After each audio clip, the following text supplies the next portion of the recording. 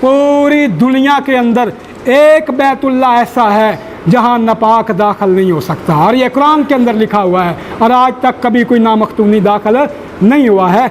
इख्तिसार के पेश नज़र इन्हीं बातों पे रहूँगा।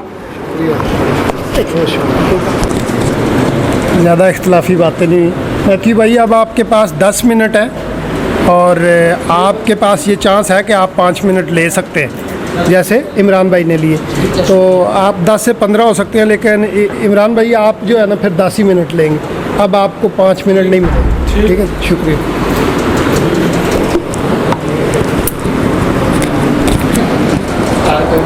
अजैनी एक मिनट बड़ा कीमती है। हाँ जी, एक सेकंड बड़ा कीमती है।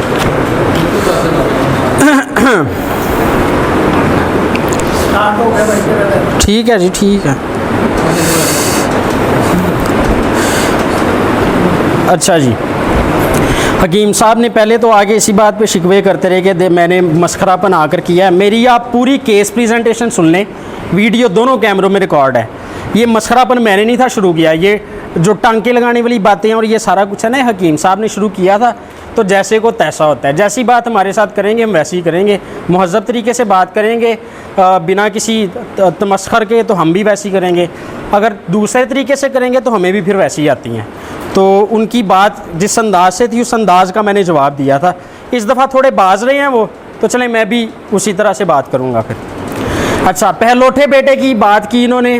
पहलोठे बेटे पर जो इन्होंने केस प्रेजेंटेशन में आके आर्ग्यूमेंट दिए ना, वो ही रिबटल में दे दिए हैं। अभी मैंने अपने रिबटल में इनकी उस दलील को रद्द कर दिया था और ये भी बताया था कि पहलोठा जो है वो इकलौता, यहाँ पहलोठे का जो मेयार है, खुदा ये नहीं कहता कि ज़रूरी है कि पहले ही जो पैदा हुआ हो वो इकलौता यहाँ पहलोठा होता है। खुदा जिसको चुन ले वो इकलौता होता है। और इसका मैंने सबूत जो है बाइबल में से भी 3 जगह से दिया है। तो इस बात को एड्रेस करने की ज़रूरत नहीं, क्योंकि इन्होंने वही बात आके रिपीट कर दी और ये मुझे गलत नहीं साबित कर सकते। मैं आपको अभी बता देता हूँ, इन्होंने आकर फिर यही बात करनी है, करें मुझे गलत साबित आकर। अच्छा, उसके बाद जो है ये कहते हैं कि जी बाइबल में लिखा हुआ है कि ये इन्होंने एक रवायत बयान की कि जी रवायत ये है कि इब्राहीम उनके घर गए जब हज़रत इस्माइल के, तो वहाँ पर उनकी बीवी मिली थी जिसने बदसलूकी की। तो हज़रत इब्राहीम के कहने पर जो है वो एक मैसेज छोड़ के कि इस घर से कील को निकालो, तो उस मैसेज की वजह से वो इतने हलीम थे कि उन्होंने पहली बीवी को तलाक दे दी। भाई ये फर्माबरदारी की निशानी है, हलीमी का इससे क्या ताल्लुक़ है? ये फर्माबरदारी की निशानी है कि अपने बाप के फर्माबरदार थे। वो रवायत ठीक है नहीं है वो अलग मामला हैं, लेकिन इसमें जहाँ पर आप हलीमी के आंसर को ऐड करें ना, इसका हलीमी से कोई ताल्लुक़ नहीं है। अच्छा, यहूदियों की वैसे भी ये रवायत है। अच्छा, उसके बार बार मैं इनको एक बात कहता रहा हूँ अपने केस प्रेजेंटेशन, अपने रिबटल्स में, कि भाई हमें बाइबल में से बताएं। ये क्या करते हैं, उधर से बात पकड़ ली, उधर से बात पकड़ ली और खिचड़ी बना दी, तो वो हमारे सामने पेश कर दी। ऐसे नहीं होता। हमारे लिए जो किताब में आ रहे हैं उसमें से बात करें। अच्छा, जब इस बात का जवाब इनके पास नहीं था, बाइबल में से चूंकि कुछ बयान नहीं कर सकते, तो बाइबल की फिर सदाकत पर सवालिया निशान बनाना शुरू कर देते हैं, जिसका हमारे टॉपिक से दूर दूर तक कोई ताल्लुक ही नहीं है, बिल्कुल सिरे से कोई ताल्लुक नहीं है। इसका एक अलग टॉपिक है जिसे हम कहते हैं टेक्सचुअल क्रिटिसिज्म, और ये कुरान पर भी है। तो इस तरह की बातें, जैसा मैंने पहले कहा, हम कुरान में से भी कर सकते हैं, लेकिन हमारा मौजू ही नहीं है। उसके बाद फिर ये कहते हैं कि मेरे लिए कुरान व हदीस हुज्जत है, मैं इमाम को नहीं मानता, मैं उसको नहीं मानता, हदीस हुज्जत है। 14 लाख हदीसें हैं, मानते हैं सारी हदीसों को? ये खोलें किताब हदीस की, इस सफ़े पर जो लिखा है मानते हैं, इस पे जो लिखा है उसे नहीं मानते। ये मेयार है हुज्जत को मानने का, जो इनके नज़दीक हुज्जत है। ये कैसी हुज्जत है? अभी हमारे नज़दीक बाइबल में आ रहा है, बाइबल पे के मुताबिक हमारे साथ बात करें। बाइबल के मुताबिक नहीं कि इधर उधर से सारी दुनिया की स्टोरियाँ सुना दी हैं और बाइबल की बात सुनाई नहीं है हमें। अच्छा जी, फिर इन्होंने कहा जी इनको मैंने कई दफ़ा कहा कुरान से हवाले पढ़ें, कुरान से। मैं रामायण सुना रहा था आप लोगों को अपनी केस प्रेजेंटेशन में, मैंने कुरान में से हवाले सुनाए हैं सारे, और फिर से मेरे पास ये सारे उस प्रिंटेड फॉर्म है, वो साथ ले जाइएगा, खुद पढ़ लीजिएगा एक दफ़ा। अभी बाद में खाने का हमने छोटा सा एहतमाम किया, उसमें एक दफ़ा फिर पढ़ के सुना दूंगा आपको। अच्छा, ये कहते हैं जी यरूशलेम दूर से नहीं नज़र आता है, इससे मुतल्लिक़ यहूदियों में भी रवायात पाई जाती हैं, तो ये एक मौज है। तो देखें, ये इन्होंने खाम खा बात की, इसका हमारे कोई मौजू से ताल्लुक़ नहीं था, दूर से नज़र नहीं आता तो ये मौजज़ा है। अच्छा, इसमें देखें हज़रत आदम जो है उसकी हाइट हदीस में बताई जा रही कि हज़रत आदम का जो कद था वो 90 फुट था, यानी 60 हाथ। इसी तरह बर्राक का भी जिक्र है जिसका तारीख़ में कोई जिक्र नहीं मिलता। ठीक है, तो इस तरह के वाक़यात इस्लाम में भी मिलते हैं जिनकी कोई तुक नहीं बनती, लेकिन इस्लाम में है। मानते हैं ना आपके ईमान का हिस्सा। यहूदियों के यहाँ भी इस तरह की रवायात हैं जिनको मानते फिरते हैं। हमारे साथ बाइबल में से बात करें, पहले भी मैंने आपको कहा बाइबल हमारे लिए मेयार है। ये कहते हैं जी बाइबल की ये बात है कि इब्राहिम ने जो है वो सारा को बहन कहा, तो ये वाली इनको इस्लाम में नहीं मिलती। इनको मैं हदीस का नंबर देता हूँ, ये सही बुखारी के साथ लेकर आया हूँ, अगर इनका शौक़ हो तो खोल कर पढ़ सकते हैं। सही बुखारी जिल्द नंबर 1 और हदीस नंबर 3385 में यही बात है कि जो 3 झूठ हज़रत इब्राहीम के लिखे हुए हैं उनमें एक ये था कि उन्होंने अपनी बीवी को बहन कहा था। ये लिखा हुआ है इसमें, ये पढ़ के देख लें। हाँ जी, हाँ जी, झूठ था ये। अच्छा, ये कहते हैं यरूशलेम, दूसरा तवारीख तीसरा बाब कटो ज़रा। ये कहते हैं जी यरूशलेम जो है ये कोहे मोरिया पर था, इसकी कोई दलील नहीं है, कोई सबूत नहीं है। अभी दिखाते हैं इनको, तीसरा बाब।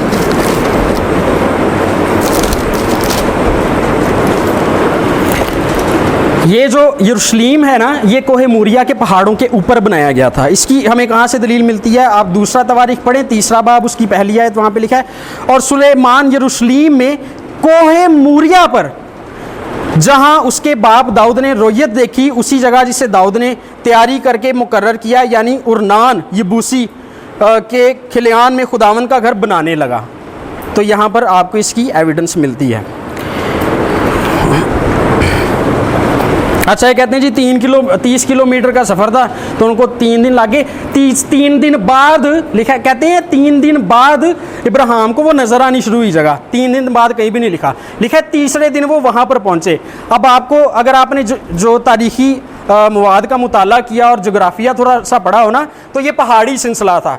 आप जब पहाड़ी सिलसिले में जाते हैं तो ऐसे सीधे ही नहीं चले जाते, आपको पहाड़ी सिलसिले में पहाड़ों पर उतार चढ़ाव से होकर गुजरना पड़ता है। और रास्ते में फिर आपने एक दफ़ा कहा था ना कि आप कश्मीर जाते हैं, वो वहाँ पर पहाड़ हैं। आपने एक दफ़ा भाई ने कहा था, भाई तारक ने, कि वहाँ पे कश्मीर में पहाड़ हैं, वहाँ पे जाते हैं सिखाने के लिए, तदरीस के मामले के लिए जाते हैं। तो इनको इस बात का इल्म होगा कि पहाड़ों पे चढ़ना और फिर पहाड़ों का सफ़र करना वो कोई सौखी बात नहीं होती। तो अच्छा, फिर उसके बाद जो है इन्होंने एक अजीब ही बात कह दी। कहते हैं जी फैसल मस्जिद आप इस्लामाबाद में दाखिल हो जाएं, दूर से ही नज़र आना शुरू रहती, कोई नहीं आती, जाके देखें।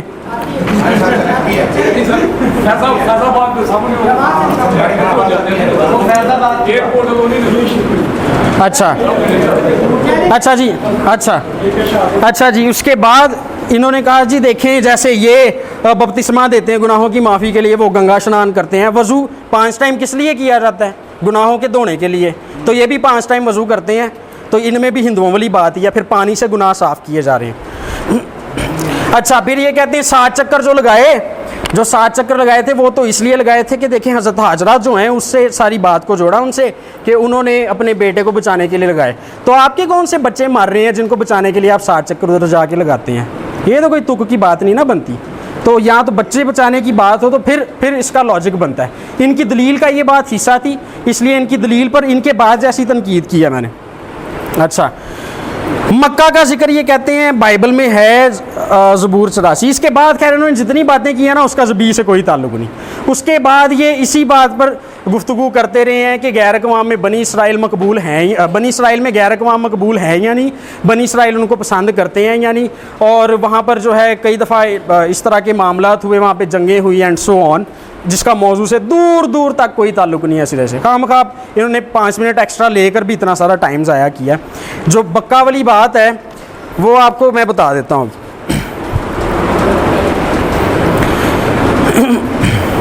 इन्होंने अपनी किताब में पता है क्या लिखा है? बक्का वाली जब आर्ग्यूमेंट देते हैं तो लिखा है, कहते हैं कि बक्का की वादी या फरान बाद में अरब के नाम से मशहूर हुआ, बाद में अरब के नाम से मशहूर हुआ बक्का या फरान की जो वादी है। इसका मतलब ये है कि इनके मुताबिक फिर पहले अरब का वजूद कोई नहीं था। ये लफ्ज़ किसी सरजमीन के लिए इस्तेमाल नहीं था किया जाता, जो जियोग्राफिकली और हिस्टोरिकली ये गलत आर्ग्यूमेंट है। दूसरे नंबर पर बक्का जो है वो मक्का नहीं है।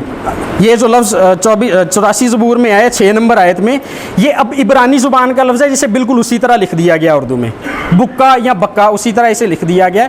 और ये जो है ये जो लफ्ज़ है इसका मतलब होता है बलसाम ट्रीज, जिसे कहा जाता है तूत के दरख्त भी कहा जाता है जिसे।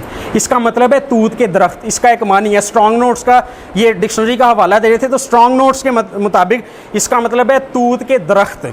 अब यहाँ पर जो है ना, यहाँ एक वादी थी असल में जो शुमाली इसराइल में वाक़या थी, जिसका नाम था ये तूत के दरख्तों वाली वादी, यानी कि वादी बक्का। ये शुमाली इसराइल में वाक़या थी और ये उसके बारे में यहाँ पर जिक्र हो रहा है। हमें किस तरह पता चलता है कि ये वो वादी है जिसका यहाँ पे जिक्र हो रहा है? एक और हवाला मैं आपको पढ़ के सुनाता हूँ, उसे देखिएगा। दूसरा सैमुअल 5वां बाब 22 से 23 आयत, वहाँ पर लिखा है, और फलस्ती फिर चढ़ आए और रिफाइम की वादी में फैल गए, और जब दाऊद ने खुदावन से पूछा तो उसने कहा, तू चढ़ाई ना कर, उनके पीछे से घूम कर तूत के दरख्तों के सामने से उन पर हमला कर। यहाँ पे इब्रानी में तूत के दरख्तों की जो जगह है उसके लिए लफ्ज़ है बक्का। तो खुदा उसे कहता है कि तू बक्का के दरख्तों के सामने से उन पर, उनके पीछे से जो है उन पर जाकर हमला कर। तो ये जो वादी बक्का है ये मक्का नहीं है, ये इसराइल के अंदर ही एक जगह थी शुमाली इसराइल में जिसको कहा जाता था। ये पूरा हो गया टाइम, 10 मिनट हो गए, चले मैं ले लेता हूँ पूरा। अच्छा जी, इस तरह का ये मिलते जुलते नामों से धोखा अगर खाएंगे ना तो देखें फिर प्रॉब्लम्स कितनी होंगी। हम नहीं धोखा खाते और हम दूसरों को भी मना करते हैं आप ना खाया करें। हकीम साहब क्योंकि खाते हैं धोखा, तो चलें फिर थोड़ी सी बात उनको और बताते हैं। अगर यही अल्फाज लेकर आप दावा करते हैं ना कि जी आप एक लफ्ज़ को उठाते हैं और उस लफ्ज़ की वजह से आप पूरी की पूरी अपनी तालीम प्रेजेंट करते हैं आगे, तो उसकी वजह से मिलती जुलती स्टोरियों से फिर क्या क्या होता है सुनिए। इस तरह से हकीम साहब का जिक्र भी मैं बाइबल में से आपको निकाल कर दिखाता हूँ। अभी इसी वक्त हकीम साहब का जिक्र बाइबल में मौजूद है इनके मेयार के मुताबिक। पहला करंथियों 1:19 में लिखा है, खुदा हकीमों की हिकमत को नेस्त करेगा। अच्छा जी, अच्छा उसके बाद पहला करंथियों 3 बाब 19 से 20 आयत में लिखा है, खुदा हकीमों के ख्यालों को जानता है कि वो बातिल हैं। हकीमों के ख्याल बातिल हैं। अच्छा, फिर उसके बाद बादशाह नबूकदनेस्सर ने दानियल 2:12 में कहा कि सब हकीमों को हलाक कर दो। तो हकीम साहब का भी जिक्र बाइबल में मौजूद है। ये मिलते जुलते नामों से आगे पीछे बात नहीं देखनी, ना जोग्राफिया स्टडी करना है ना हिस्ट्री, तो ये नतीजा निकलेगा। बल्कि जो मैं बात कर रहा था कि इस्लामी अकायद जो है हज वगैरह और ये तवाफ़ करना और ये सब कुछ, ये हिंदुइज़्म से आया है सारा कुछ, और इनकी मेयार के मुताबिक फिर ये सारी चीज़ें जो हैं हिंदुइज़्म से निकलती हैं, और हिंदुइज़्म में और इस्लाम में कोई फ़र्क नहीं है। फिर अगर आप हिंदुओं से पूछें तो हिंदू को जब कहें ना किसी को कि भाई देखो मुसलमान हजरात जो हैं वो तो ठीक हैं आप तो गलत हो, तो कहते हैं भाई जिस तरह के वो ठीक हैं उस तरह के हम भी ठीक हैं। इसलिए क्योंकि जिस गाय माता की हम पूजा करते हैं ना, इसी गाय माता की के नाम से तो एक सूरत है पूरे कुरान में, सूरा बकरा, जिसका मतलब ही गाय है, सूरा बकरा। तो कहते हैं कि हमारी गाय देवी के नाम से कुरान में पूरी सूरत है एक। फिर उसी तरह से सूरा रोम जो है, राम हिंदू देवता जो है उसके नाम पर है। ये मिलते जुलते नामों वाली बातों का नुकसान देखें। फिर उसी तरह से सूरा अलफील जो है 105 नंबर सूरत, ये हाथी है इसका मतलब। तो हाथी जो गणेश, वो हिंदू कहते हैं कि जो गणेश देवता है ना हाथी के मुंह वाला, ये असल में उसके नाम पर ये सूरत का नाम रखा गया। तो देखें अगर मिलते नाम लेंगे तो आपके देखें कहाँ कहाँ जाके मिलेंगे। और फिर हकीम साहब की ज़ात से लेकर कि हकीमों को हलाक करो, हकीमों की हिकमत को खुदा नेस्त करता है, यहाँ से लेकर इनके मजहबी अकायद तक सब चीज़ें जो हैं इस बात का शिकार हो जाती हैं, और ये बड़ी ख़तरनाक बातें हैं। इसलिए हम इनको मशवरा देते हैं कि मिलते जुलते नामों से धोखा ना खाया करें। अच्छा जी, ये कहते हैं जी वो 2000 साल से उसका जो हैकल है उसका वजूद ही कोई नहीं है, इसका वजूद ही कोई नहीं। आप अगर तारीख स्टडी करें ना तो 4वीं सदी से पहले हिस्टोरिकली काबे का वजूद है ही नहीं है, काबे का वजूद नहीं है। 4वीं सदी से पहले हिस्टोरिकल डॉक्यूमेंट्स में, डॉक्यूमेंटेशन में से आप काबे का वजूद साबित कर दें 4वीं सदी से पहले। हत्ता कि इस्कंदर आज़म अरब में गया और अरब में फिरता रहा, उसने वहाँ के कल्चर तक का जिक्र किया, लेकिन उसने कहीं भी नहीं कहा कि यहाँ पे काबा भी है, एक ऐसी इबादत गाह भी है जहाँ पे सब इकट्ठे होते हैं। ये तारीखी हवाला मैंने दिया। अच्छा, फिर ये कहते हैं कि कोई भी जो इसराइली है वो गैर कौम की तरफ नहीं गया। क्यों नहीं गया? नुमान सूरयानी गया था। फिर इसी तरह जो यूना था वो नैनवा में गया, मौजूदा इराक में गए थे, क्यों नहीं थे गए? इसी तरह ये कहते हैं कि बहुत बड़ा इज्तिमा होता है वहाँ पर सऊदी अरब में, शियों का भी बहुत बड़ा इज्तिमा होता है। ये क्या मेयार है भाई? वो दावा करते हैं कि उनका आपसे बड़ा है। इसी तरह इटली में कैथोलिक्स का सबसे बड़ा इज्तिमा होता है जिसमें गैर कौम वाले भी आते हैं, बल्कि आपके पाकिस्तान से मुसलमान जो है नकली क्रिश्चियन बन के वीज़ा लगवा कर वहाँ पर जाते हैं।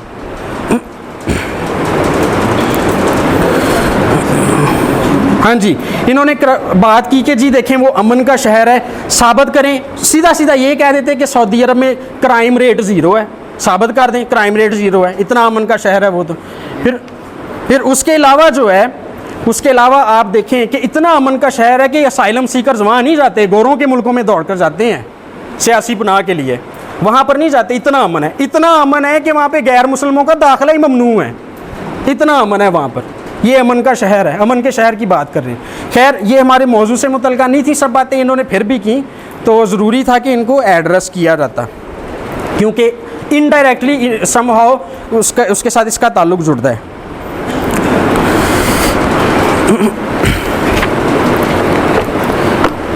हाँ जी, तो टाइम पूरा हो गया मेरा।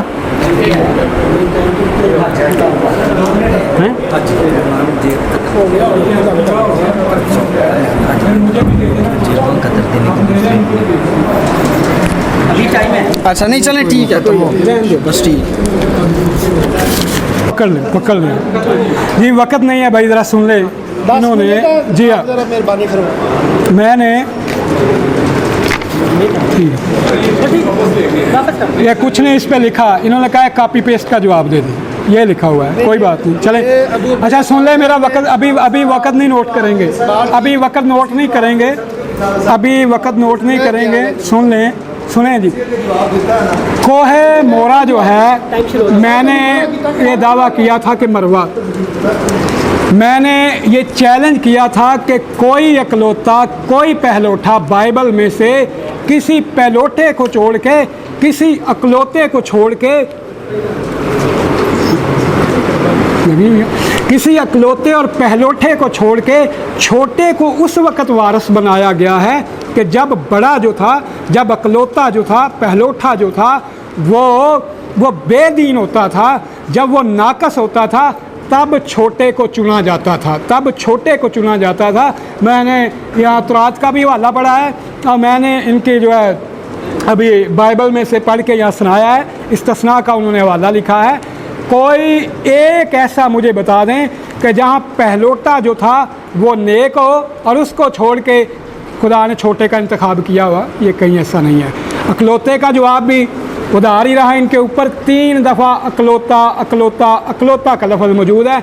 दुनिया की किसी डिक्शनरी में आप देख लें, स्ट्रॉन्ग की डिक्शनरी में ओनली वन सन के लफ्ज़ मौजूद हैं, ओनली वन सन, और उसका भी जवाब जो है ये बस वो ले गए। कोहे मोरा जो है, इन्होंने मुझे तवारीख़ का हवाला दिया। तवारीख़ का हवाला इतना नाकस है कि शुरू से यहूदियों के 2 बड़े जो फ़िरके थे, सामरियों का फ़िरका और यहूदियों का फ़िरका, शुरू से यहूदियों ने यरूशलेम को अहमियत देने के लिए तवारीख़ में यहाँ टांका लगाया है। आज तक ये शहादतें देती हैं, इनकी तफसीरें, इनकी लुगात आज तक शहादत देते हैं कि कोहे ये मोरिया का मुकाम जो है नामालूम है। ये मुझे देना ज़रा कमूस, ये कमूसल किताब है, कमूसल किताब के अंदर ये लिखा हुआ है कि ये मोरिया का मुकाम जो है वो नामालूम है।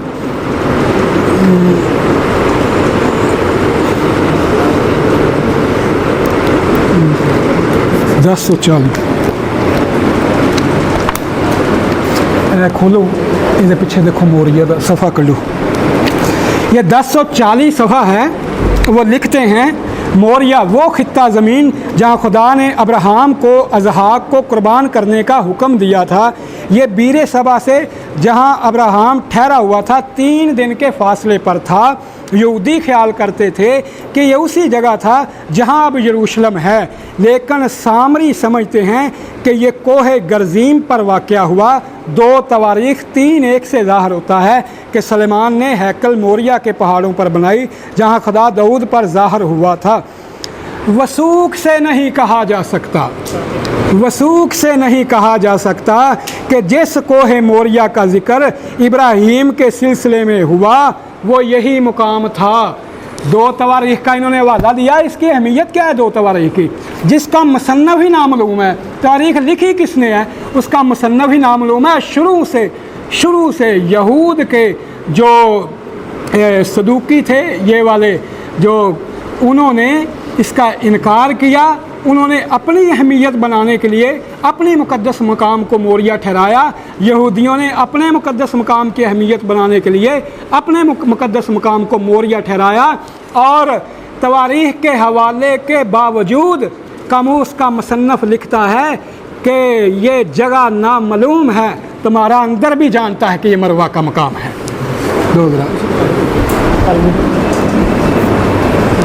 हाँ जी, ये मतालियाती शायद है बाइबल की। यहाँ सफ़ा नंबर 60 के ऊपर, सफ़ा नंबर 60 के ऊपर लिखा हुआ है मोरिया का मुकाम कहाँ है। मोरिया के मुल्क इस जगह की जाए वकू के बारे में यकीन से कुछ नहीं कहा जा सकता, यकीन से कुछ नहीं कहा जा सकता। दो तवारीख 3:1-2 में इसकी शनाख्त उस ऊंचे मुकाम के तौर पर होती है जहां सुलेमान बादशाह ने हैकल तमीर की थी। हाँ जी, और ये आगे वही ये बात लिखते हैं कि सामरी लोगों के मुताबिक सिकम के अंदर कोहे गर्जीम में मोरिया है। सामरियों की तुरात के अंदर, इनकी तुरात के अंदर, इनकी मुक़द्दस बाइबल के अंदर, तवारीख की किताब में इन्होंने यरूशलेम के अंदर कोहे मोरिया को साबित करना चाहा है। और सामरियों ने अपनी बाइबल के अंदर जो है वो अपने सिकम के अंदर कोहे मोरिया साबित करना चाहा है। ये तो तुम्हारी आपस की सीना जोरियाँ हैं। सामरियों ने वहाँ सिकम का मोरिया लिखा, इन्होंने चिड़ से जो है तवारीख के अंदर ये लिख दिया। तवारीख का तो मुसन्नफ़ ही नामालूम है, जिसके आज तक खबर ही नहीं हो सकी इसका मुसन्नफ़ ही कौन है, इसकी हैसियत क्या है। इसके बावजूद ये तुम्हारी कामूस भी लिखती है और तुम्हारी हेस्टिंग की डिक्शनरी भी लिखती है और ये तुम्हारी मतालियाती अशायत भी लिखती है कि ये जगह नामालूम है।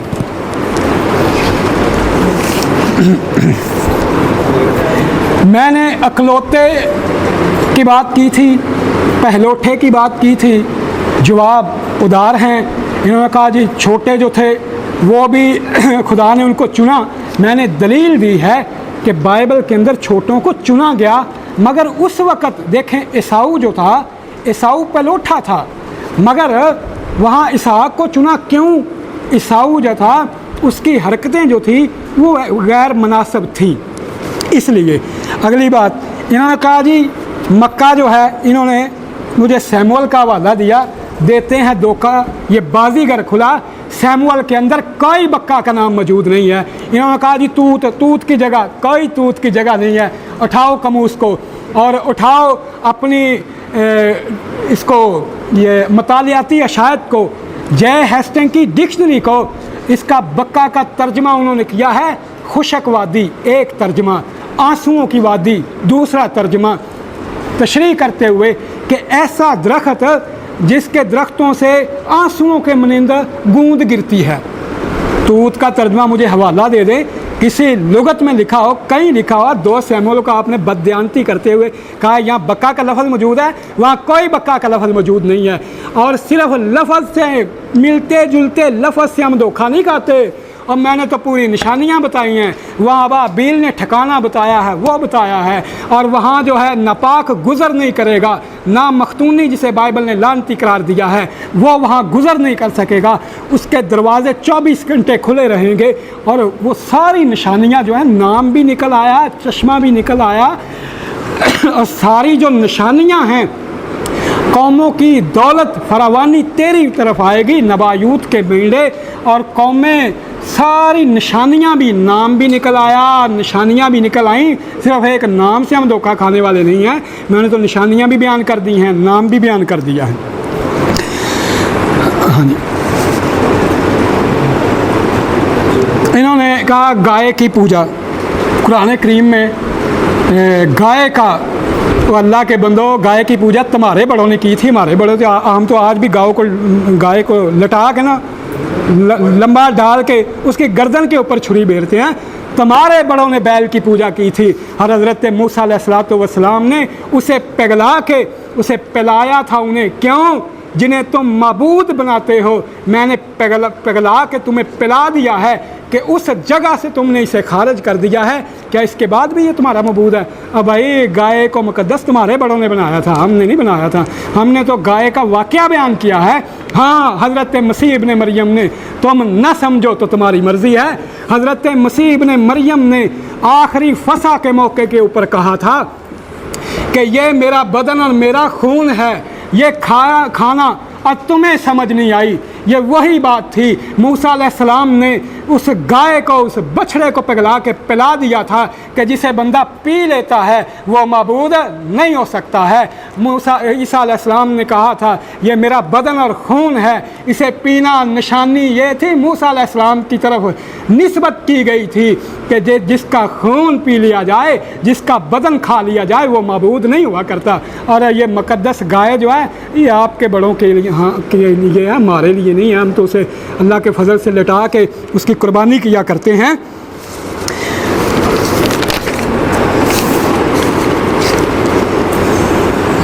मैंने जिक्र किया था कि बच्चे की कुर्बानी हुई, लड़के की कुर्बानी हुई, 38 साल के आदमी की कुर्बानी नहीं हुई। कोई जवाब नहीं आया। इन्होंने कहा तालमूद से।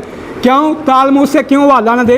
अहदनामा कदीम यहूदियों का है, अहदनामा कदीम। और तुम्हारा अहदनामा कदीम के साथ तल्लुक़ क्या है? तुम्हारे पलूस ने तो कहा है कि जो चीज़ पुरानी हो जाती है वो मिटने के करीब होती है, इसे फरसूदा भी कहा है। और अभी हज़रत मूसा अलैहिस्सलाम के साथ तकाबल पे मुनाज़रा था, मैं हैरान हो रहा था कि मूसा अलैहिस्सलाम को पलूस रियाकार कहता है कि मूसा अलैहिस्सलाम ने अपने चेहरे पे निकाब डाला था और ख़त्म होने वाली चीज़ उन्हें दी। ख़त्म होने वाली चीज़ तुरात को कहा गया है। तुम्हारा इसके साथ क्या तल्लुक़ है? कुरान के साथ तकाबल करो तो नबियों की तलीम जो है वो कुरान करीम से मिलती है। हिंदुओं के साथ अगर तलीम मिलती है ना तो वो जनाब पलूस की मिलती है, ईसाइयों की मिलती है। इंसानी कुर्बानी की देवताओं के लिए इंसानी कुर्बानी की जाती थी, कभी इंसानी कुर्बानी नहीं हुई है।